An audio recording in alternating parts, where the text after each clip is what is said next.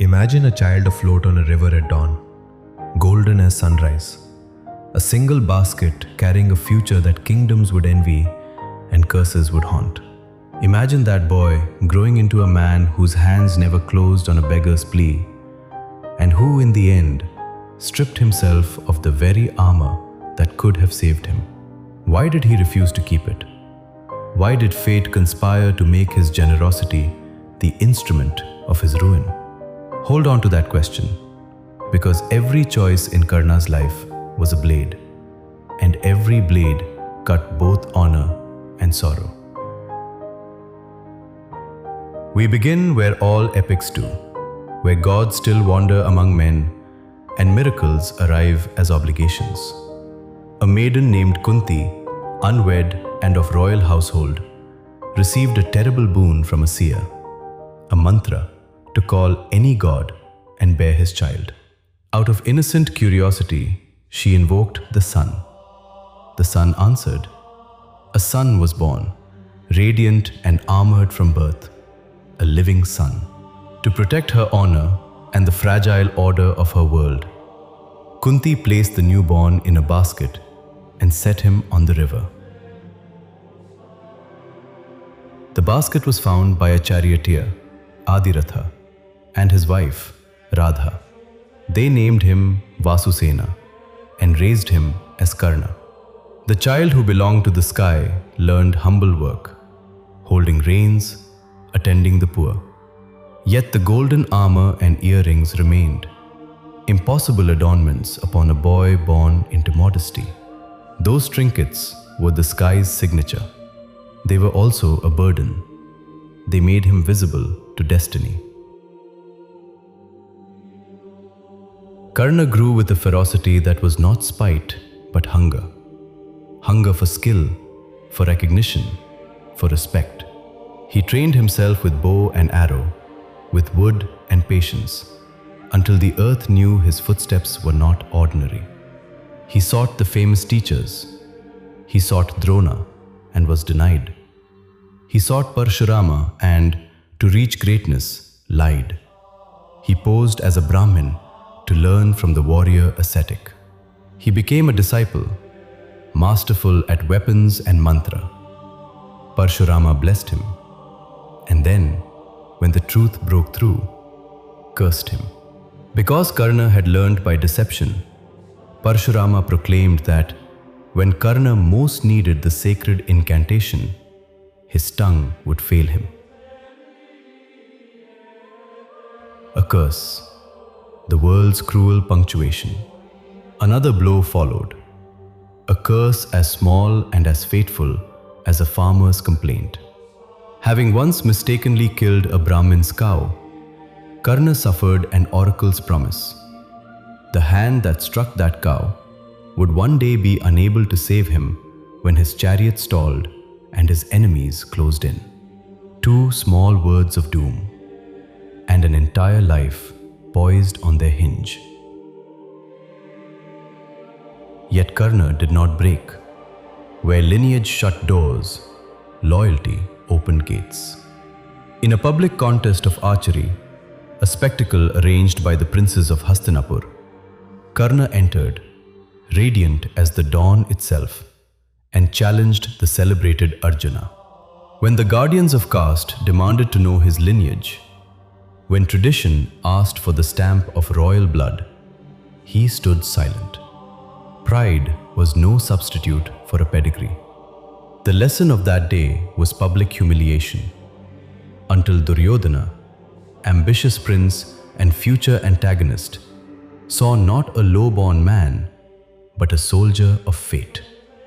Out of political calculation and sudden recognition, Duryodhana crowned Karna the king of Anga. He made him equal by decree. He found a friend who would become an unbreakable bond. And so the central tragedy was born.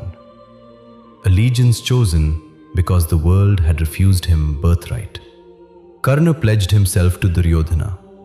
He bound his armor to the cause of someone who loved him for who he was, and who used him for what he could be. That friendship was both shelter and chain. The wound deepened at Draupadi's Swayamvara. Karna, at the height of his prowess, lifted the heavy bow and won. Then Draupadi refused to accept him. "I will not marry a charioteer's son," she declared. And Karna, silenced in public, stepped back. The humiliation festered. The heart that had been denied once by the river, denied again by the court, learned to turn its fire outward. Enmities took root. The seeds of an epic war were sown in the soil of that single rebuff. There's a single virtue that made Karna a legend in every court and lane: generosity. He was Danveer, the donor of gifts. Kings, refugees, priests, even gods in disguise came to his house and left wealthier. Tales traveled across kingdoms. Karna's door never refused the needy. That generosity was not mere habit, it was his identity. He gave because he could not bear the idea that anyone be poorer in a world that had made him poor of name. The gods tested him. Indra, Lord of the heavens and Arjuna's divine father, approached Karna in the guise of a Brahman and asked for the very armor and earrings that made him invincible. Karna knew the cost. He knew that giving them was giving his life. He knew the price. Yet he gave. He tore his golden shell from his chest and handed it over. He did not bargain. He did not hesitate. He placed his mortality in the hands of divinity, and in the very act made his fate irreversible. Indra, moved and shaken, gave him in return a weapon, the Vasavi Shakti, a single devastating dart that could fell even the greatest. Fate had traded a shield for a single spear. This is where Karna reveals what makes him unique among heroes. He was not born to heroism, he became it. Each of his virtues, courage, loyalty, generosity, was a response to the world's neglect. He was the man who took dignity into his hands when the cradle was unwilling to keep him. Yet destiny never sleeps. As the great war of Kurukshetra loomed, Krishna himself came to Karna. Krishna offered him a choice: abandon Duryodhana, return to his birthright with the Pandavas as brothers, live the life of a prince. Karna listened. He learned he was the eldest of Kunti's sons. The revelation broke him inside. In that private instant, he tasted a road not taken. Then he made the decision that would define everything. He chose allegiance over ancestry. He chose loyalty over possible kingship. Karna would not betray the hand that raised him to power when the world had always turned its face away. He chose the friend who had stood when others turned, and in that choice sealed his doom. The battle came. Days on the battlefield read like tragedies in chapters. Karna was not merely a general, he was a force of nature. He stood like a cliff against the flood of Pandava might. For long stretches he held the line, wounded many, saved many. But the earlier curses and bargains now finished the design. He used the Vasavi Shakti against Ghatotkacha, Bhima's son, a creature of magic whose rampage threatened to drown the Kaurava host. Karna struck and killed him. The cost was absolute. The weapon was gone. He had spared Arjuna once, in the currency of a single dart. he had no more. And then, at last, the wheel of fate turned with judicial cruelty. On the 17th day, when the armies were bloodied and the heavens watched, Karna's chariot wheel sank into the earth. His charioteer struggled, his vehicle stuck. It was the fulfillment of the old curse, the moment the cow's death had promised. He leapt from the chariot, prepared the Brahmastra, the incantation to end a mighty life. In the mouth of destiny, his tongue failed. He could not recite the sacred mantra because Parshurama's curse took its toll. He was unarmed, trapped, human, and Arjuna shot the fatal arrow. He fell. The warrior of golden armor, the man who had been every man's brother and every outcast's pride, tumbled into the dust. According to the tale, as he lay dying, he smiled, an expression not of victory, but of relief. A life's burden lifted, the currency of years paid in full. What then is Karna's lesson? He is not simply a casualty of fate. He is a mirror held to society. He asks us, who makes a hero? Is heroism the gift of birth or the work of character? Karna shows that valor and virtue can be forged by rejection. He reveals the cruelty of rigid social order, the price of blind loyalty, and the tragic nobility of generosity. He also reveals the moral ambiguity of epic ages. Karna aided adharma as often as he defended dignity.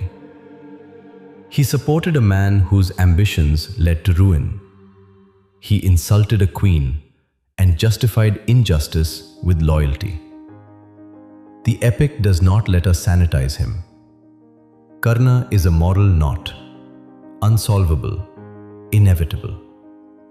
He is the man who gave away his armor to the god who would later send the arrow. He is the man who refused to abandon a friend even when the friend was wrong. He is the man who twice burned his own future to keep a promise. There is something unbearably human in that. And finally, Karna's last quiet gift was to teach us empathy. After his death, his true parentage was revealed. Imagine the Pandavas. They had fought the very brother they mourned only when the war was finished. That posthumous recognition is the hardest cruelty of all. To know that kinship existed only after the hand was stilled. Karna's life asks us to reconsider scorn, to measure the cost of exclusion. It asks bluntly, how many Karnas have we cast away in our own lives? Brilliant, generous people who slipped away because we called them by the wrong name. Here the final image. A man on a battlefield, dust beneath him, the sky a cold witness. He had been worshipped and scorned, crowned and cursed, gifted and betrayed. He had been everything that the world forgot to honor until it was too late. He died as he had lived, giving, loyal, broken into legend. Now, greatness was simple and terrible. He gave away his life like a gift. And in the final counting, the world learned the price of refusing a brother the moment he first cried. That is Karna, not merely a warrior, but the echo of every human who stood tall in the wind of shame and chose again and again to be generous. Remember him when you meet a man robbed of chance. Remember him when loyalty asks more than survival. And ask yourself, in the story you are writing with your life, will you be the world that sinks the chariot wheel, or the hand that steadies the axle? This was the untold story of Karna, son-born, cursed, noble, and undone. A life that teaches, wounds, and refuses to fade.